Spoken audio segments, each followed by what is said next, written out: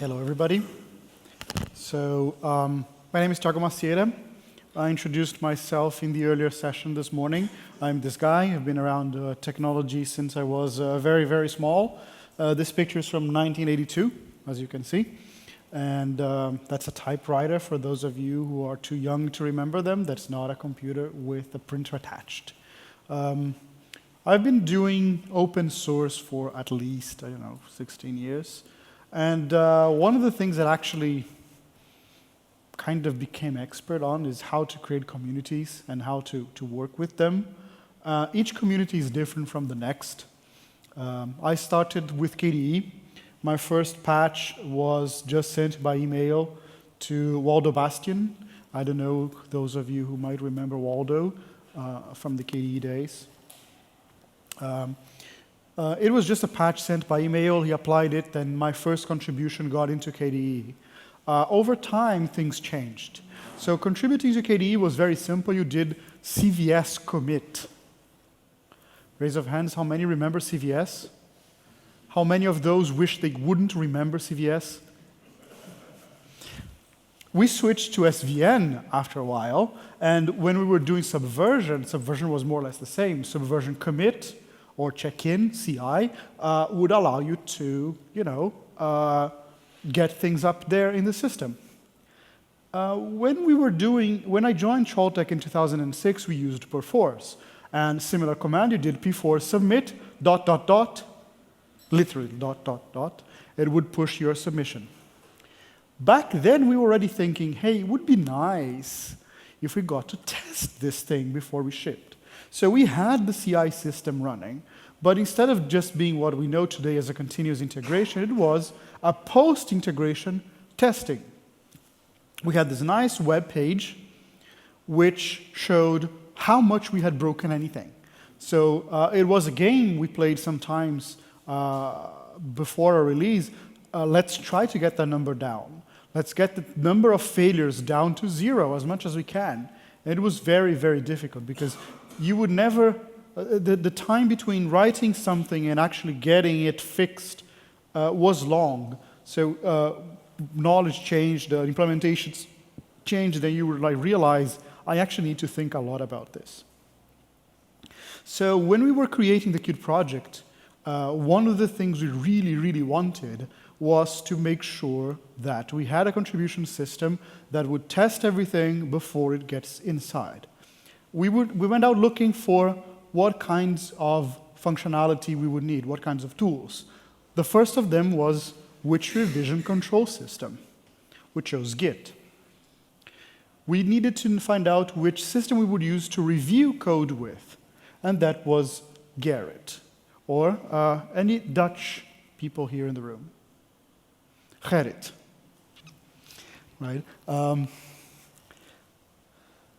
I'm going to show you some screenshots of them later, but I'm going to flip open to my terminal and the browser later to show how these things really work. So before you can contribute, I'd like a just quick show of hands here as well.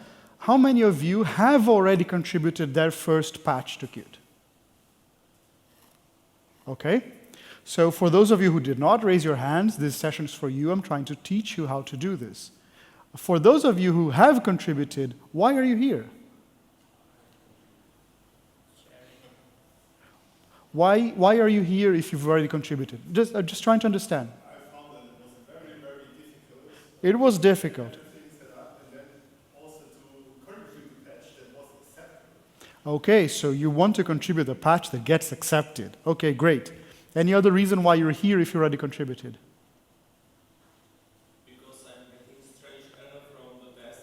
Ah, you're getting strange errors from the test. That's something I should talk about too. And you wanted to ask me?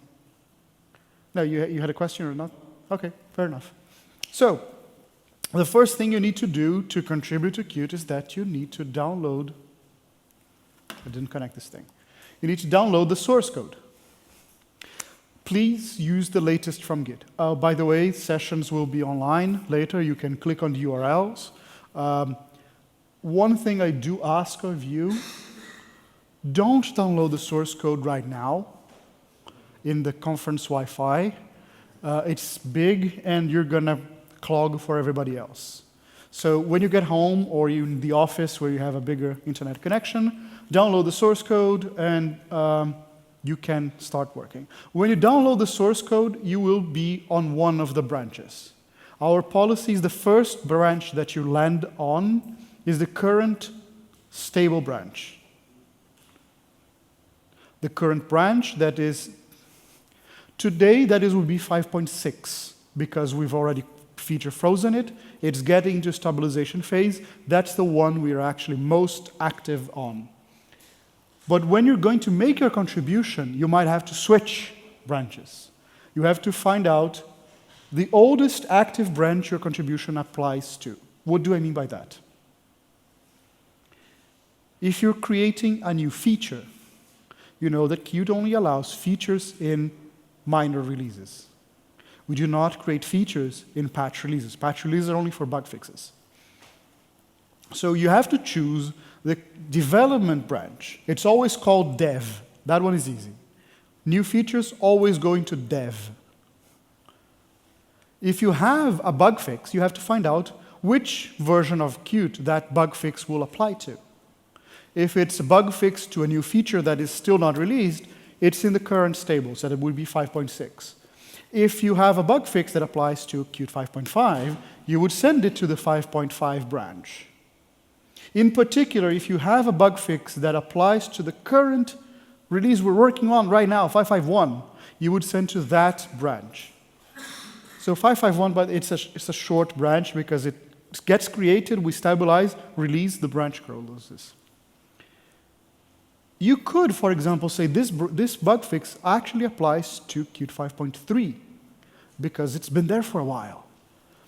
But that would be an inactive branch. We're not making releases of 5.3 or 5.4 anymore, so you don't submit there, you submit to the oldest active that would still get it. That would be 5.5. So what do the branches look like this day? I know you're expecting to see lines like flow, how things work. That's not what I'm going to show. This is one of the graphs that I produce every week. It shows activity in each branch and the tags. So you can see, turn it on, here we go. You can see here the active branches.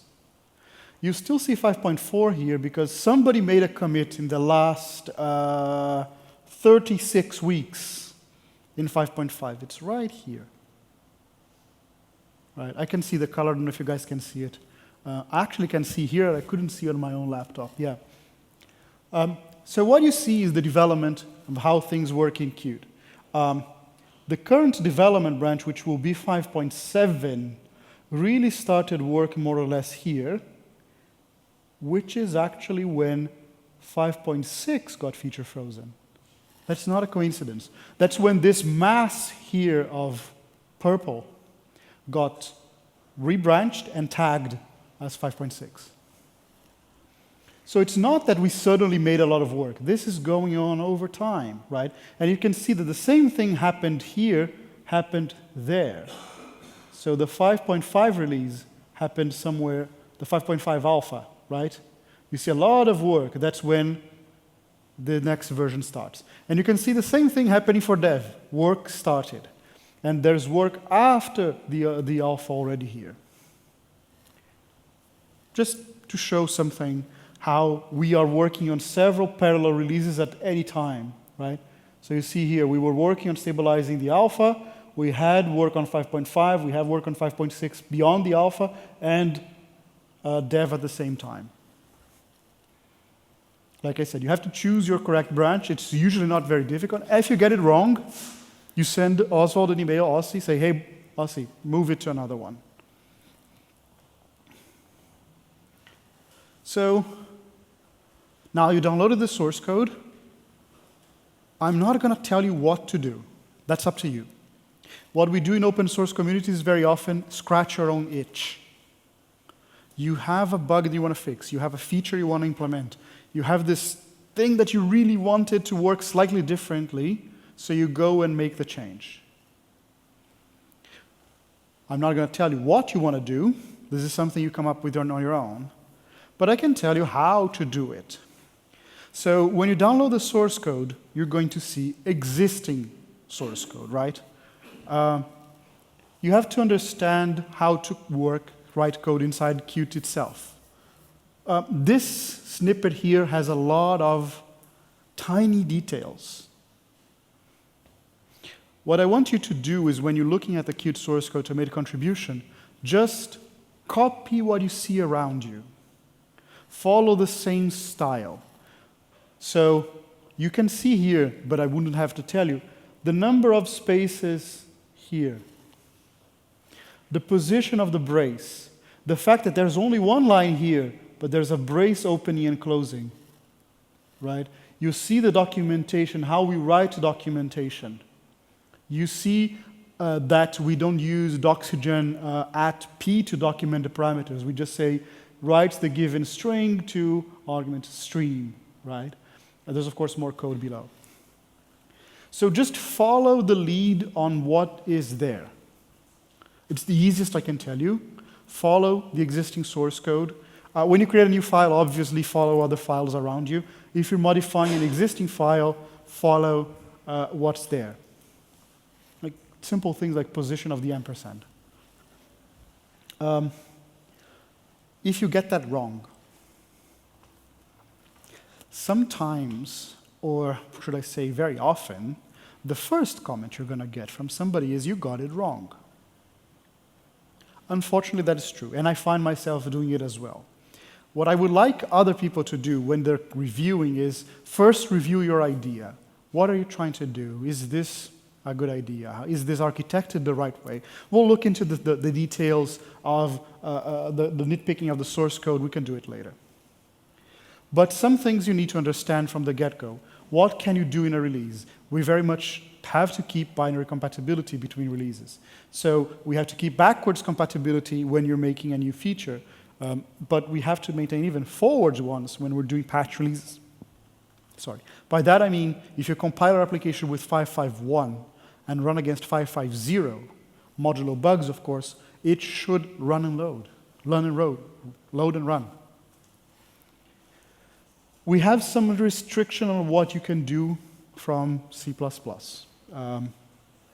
Those restrictions are there for a good reason. We can spend an entire session talking about a third of them, and then 2 more sessions. Suffice to say that there's a good reason we can discuss on the mailing list. Some of them are getting lifted in 5.7. So if you're contributing a new feature, or even a bug fix that lands on the dev branch, you will be able to, you can't right now, but you will be able to start using some C++11 features within a month. Right? There's a list of things that you're going to be allowed to do. This is, of course, just a snapshot. You have a lot more, couple of things that you need to do. Please don't forget unit tests. These are mandatory inside Qt. So if you're making a bug fix, I want to see the unit test that verifies that you fixed what you said you were going to fix. The unit test should be, of course, as simple as possible. It should fail before your fix and should pass after your fix. It's as simple as that.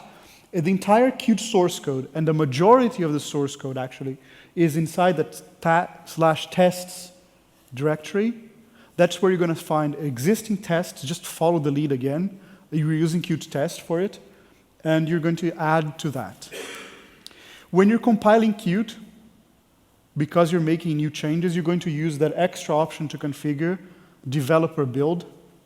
Developer here means I'm a Qt developer. So you're declaring I am now a Qt developer, like everybody else, like me. You can do that. And that's going to just make your build slower. You don't want to deploy that to your customers. That's not a version of Qt that you want to deploy because it has extra checks enabled, it has got extra API enabled, so tests can be run. You're going to have to write some documentation. Like I showed in the previous slide, the documentation comes inside the CPP file just above the function. You need to document new functions that you added. You need to document maybe a slight change in behavior that you did, why it works differently. If you're contributing a new feature, I'm going to need a few examples of it. You probably used examples in Qt source code. I want to have more examples when you contribute, so the next person in that's going to use them will be able to find them.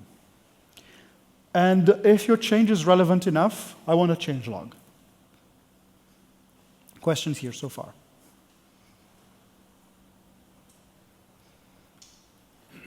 Just QtTest is allowed for testing because I was trying to test some drag and drop behavior and actually I failed. You were trying to test some drag and drop behavior. So the interesting thing about testing GUI and interactive GUI, like mouse presses, drag and drop, is that they're all emulated. So there are functions in testlib that emulate a drop or emulate a drag. Unfortunately, that means we're testing the emulation. We're not testing the real use case. So in those cases, please write a manual test, test yourself, make sure that it works, and then the auto test just to make sure that we can automatically more or less verify.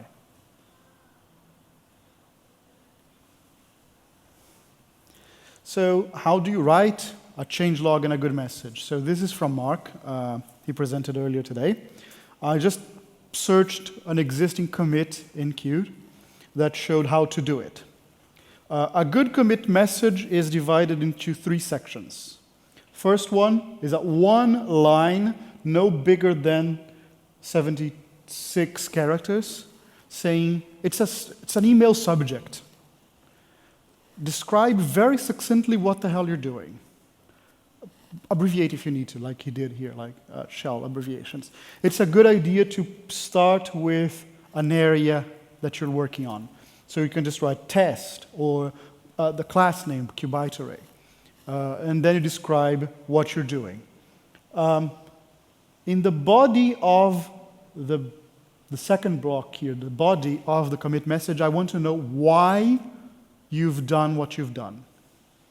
Please don't describe the change to me. I can read the diff. Describe why you've done it. Describe why you had to do things that are not obvious. So Mark here was saying that he added these, right? And then he explained to me why he had to mark a few things in line and move them, because there's a minGW bug. Because when I'm reading, like, why did you change this? It's not related to your change, to your feature.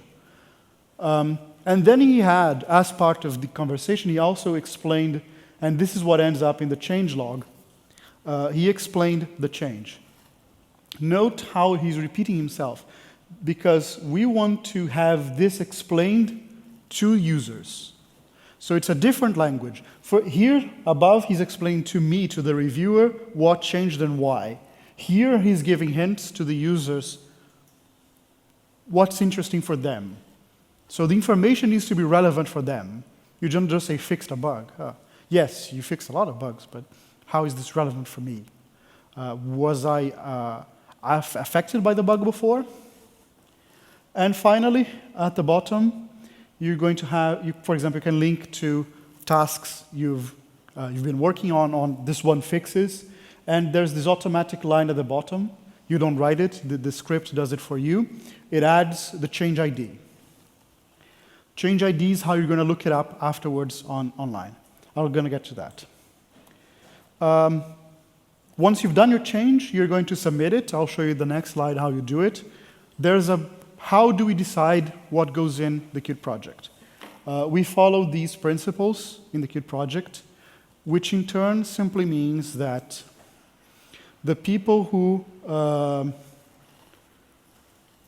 participate, the people who have most participated and shown commitment are going to be given more power in decisions. That's the meritocracy. No decision is going to be behind closed doors. It's going to be online, on the mailing list, and on Garrett, saying, well, that's the transparency showing why we make that decision. You're not going to see a no because product. It's all explained to you. We're going to be inclusive of everybody. That's why I'm doing this session here. I want all of you, if you want to contribute. And we're going to be fair to the decision. You have a good argument, we're going to listen to you. So how do you actually get it out? Well, once you've done your git commit and written that commit message, which, by the way, Creator is very helpful in writing. You can just say git commit, it will create it for you, wrap it around very easily. You're going to upload them. Again, Creator helps you uploading, but if you want to do from the command line, here's the command you're going to do. You're going to do a git push to your Gerrit remote to a special destination, which is refs 4 instead of heads, and the branch you want to go submit to. It's going to print a bunch of information. The interesting thing here is the URL where you're going to find it. Now, we have some extra scripts. I'm not going to go into them. They actually make this a lot easier because it just lists which commits you want to go, forget the rest. It allows you to add people to the review at the moment that you push. Let's keep it simple right now. So what happens is you pushed it, it shows you that link, you're going to click on the link, and you're going to see this, right? You're going to open it, and it's going to show you submitted it. That's the same change, by the way. What I'm doing, my explanation, the task number, this was created when I pushed, and it's going to show this field here where I'm going to go and say who I need to review the source code for me. So who reviews my changes?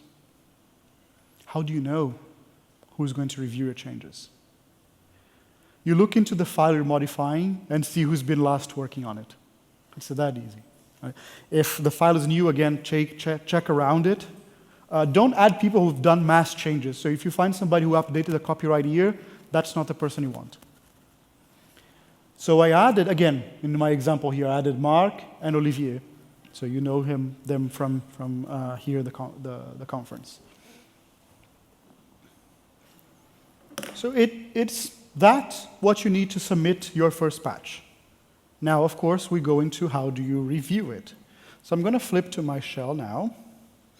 The portion of the presentation portion of the session is done. So let me just do this, and we should see my screen now.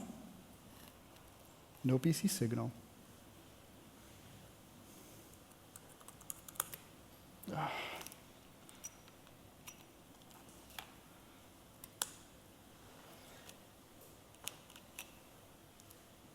Oops.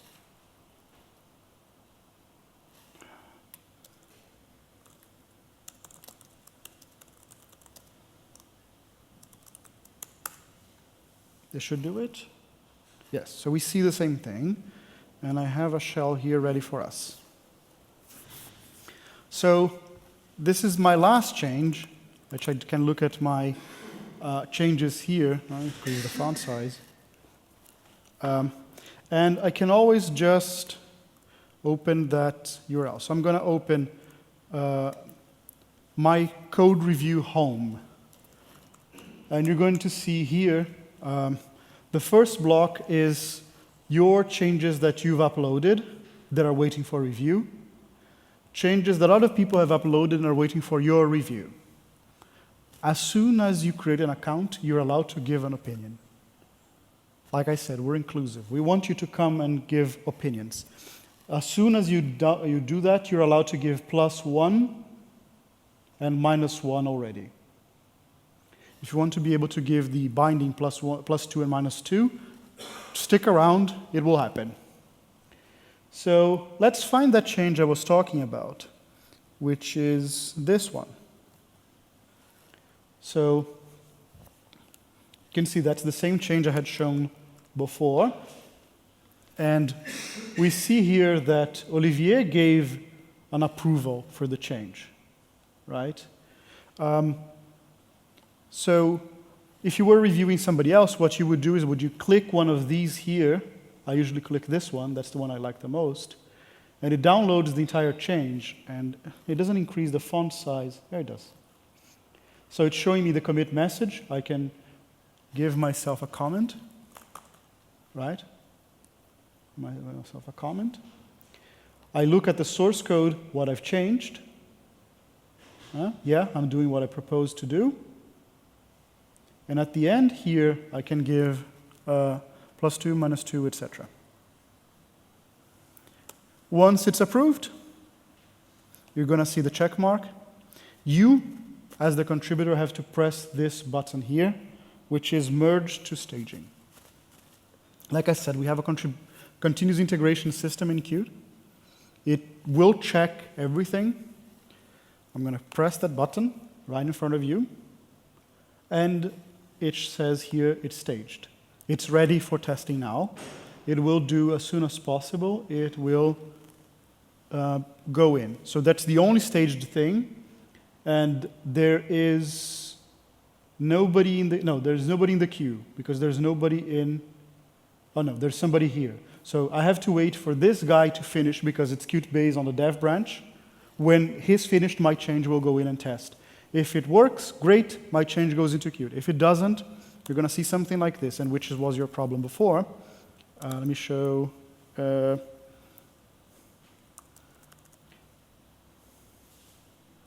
Which is exactly what we said about before. So how am I allowed to do C++11?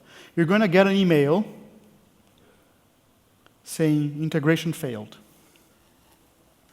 Sometimes it's not your fault, and very often it isn't.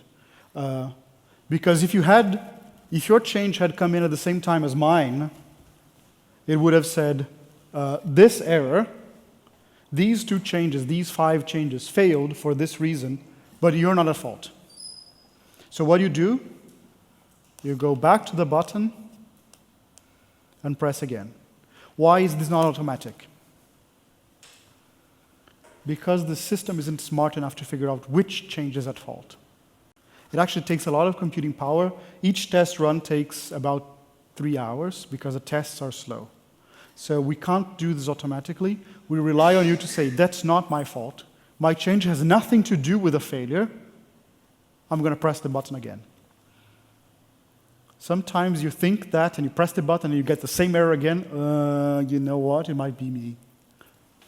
So you do check your status. You're going to get emails from Garrett on how this works. If you want to contribute more to Qt, you're going to go into your review queue and review other people. Right? Or you can just click one of these, and you see everything that is pending. Help us out. Give us your opinion. That's how we're going to get to know you. I haven't covered everything, so just for concluding, just show, oh, great. There we go. Maybe we have a few questions, but this has everything. You're going to have to do a few more steps, to upload your SSH key and things like this. But we're there to help you. So feel free to contact me, contact many of the other, and you're going to be able to contribute your changes. So any questions that I can quickly answer? So you're asking me what to do if you have a patch that is really important, 5.3, but 5.3 is already a closed branch. We can do 2 things, and they can be both done. The first one is what I want you to do is submit it to the oldest active branch, which would be 5.5 today. If it's important in 5.3, it's very likely important in 5.5, and we should get it fixed. So we should go in. Now, what we can also do is, you know what, there's a lot of people using 5.3, and they could benefit from this. But since we're not making releases, we can add it to a branch that is not exactly the 5.3 branch, but 5.3 with extra fixes, so that if anybody's using that version and has the same problem, they can find your solution. The reason why we don't want to use the same branch is not to give the impression this has been tested, because it takes processing power to run the CI system, and we cannot run, unfortunately, 5.3 anymore. Infrastructure is changing, so in the future, when we're doing 5.8, we'll be able to run 5.3 again. Right now, we cannot. There's simply no way to run the CI system for 5.3 anymore. So your change, if we try to get it through the CI, would fail. not for your fault, but it would fail for other issues. It will be propagated to future branches, or I have to care? Oh, that's a good question. If you make a change for a given branch, will it propagate to the others? Yes, that happens automatically.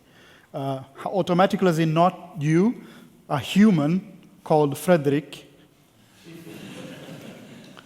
So you met him outside. He's a fellow this tall with a beard, and Frederick Gladhorn. He's usually the one who does the merge, and that change propagates to the next branches. So you don't have to do anything. If you do a 5.5.1 change, it ends up on 5.5, so future 5.5 versions, 5.6, and dev, so all the future versions should go in. One more question, and then we're technically out of time, but I'm happy to continue answering questions. Earlier you made a distinction for when it's So, question is, how do we know what is a bug fix and what's a feature when it's light blurry, and what's the rule of thumb? That's why we have humans as maintainers, and I as a maintainer can tell you, this looks like a feature, you should go into that branch. And I, as a maintainer, also have the power to say that actually bug fix, definitely a bug fix, is big. And I want to have more testing on it. So move it to the next branch so we have the beta cycle to test everything. So that's why we have humans to give you that guidance. If you don't know, ask. A rule of thumb is if you write in the commit message or add a function, it's a new feature. If you're writing about adding functionality, it's a feature. If you talk about change functionality, that's usually something we want on the feature branch because we don't want to break people who just want to upgrade. Okay? There was something here, Sandro? How do I find a reviewer if I am creating a new add-on model? Oh, that's an advanced question. So how do I find a reviewer if I'm contributing, creating a new project? Well, first of all, you're the maintainer. You know who the people are the best to review it, because you're the one who started working on this. You may already have a few other people who've worked with you who know this, or, if not such the case, post to the mailing list, the development mailing list, which you can find the link here. If you're contributing, I recommend that you start joining that mailing list. Say, hey guys, I've got this, here's the idea, describe it in some succinct terms, how the feature is, what it does, etc. I'd like some help. So what might happen is you get a few +1, so not binding from a couple people saying, this looks good, syntactically it's correct. I don't know if it's the right thing to do because I'm not experienced in this area, but it looks correct. And then as the maintainer, you have the prerogative of saying, I've waited, and nobody gave me a +2. I have the right to approve. So let's cut it here so you guys can go grab more coffee and more cookies. But I'm staying if you want to ask more questions. Thank you for coming, and I hope to see your patches soon.